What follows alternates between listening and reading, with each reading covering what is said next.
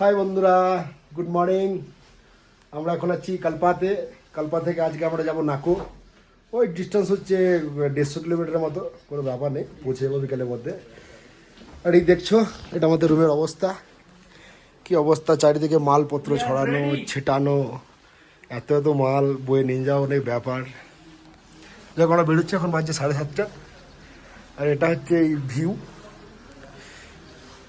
এখনো পর্যন্ত এটা দেখতে পেলাম না। এই যে একটু জুম করি, যদি দেখা যায়, এই যে চূড়াটা রয়েছে এটা হচ্ছে কিন্নার কৈলাস। এখানে নাকি ট্রেকিং করেও যাওয়া হয়। শুনলাম যে 7 দিন 8 দিনে একটা ট্রেকিং হয়, ট্রেকিং করে যাওয়া হয়। যাই হোক, সেটা আমরা করছি না। এটা হচ্ছে পুরো পাহাড়ের ভিউ, এটা আমাদের হোটেল। এই কাল দেখালাম নিচে সব আপেলের গাছ। বাই বাই, বেরোই, রাস্তায় দেখা হচ্ছে আবার। হ্যালো বন্ধুরা, মর্নিংয়ের এটা দ্বিতীয় ভিডিও। আমরা বেরিয়ে গেছিলাম, অনেকক্ষণ রাস্তায় আছি।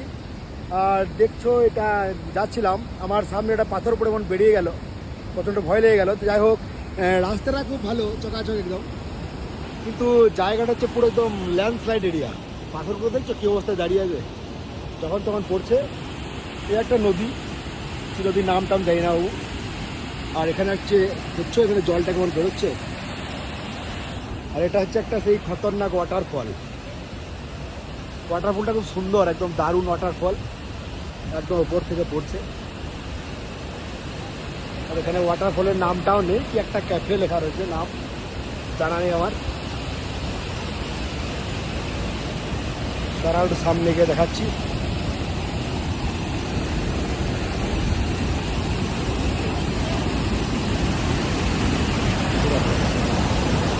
বাংলা থেকে একটা ওয়াটারফল।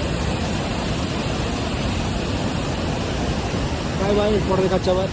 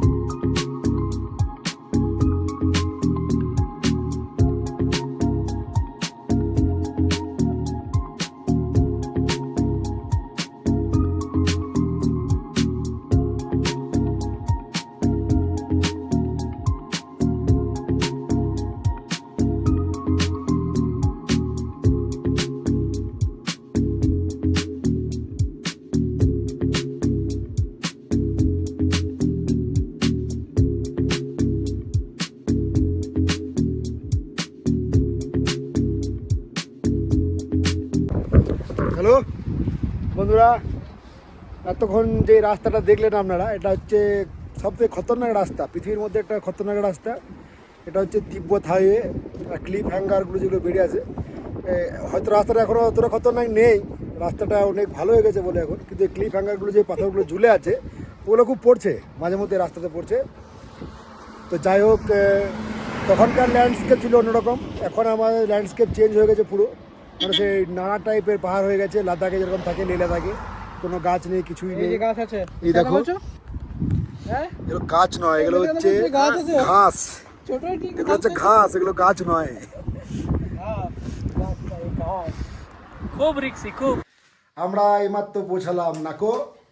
দেখছো মুখের কি অবস্থা, চুলের কি অবস্থা। একটু স্নান টান করবো গরম জল করে।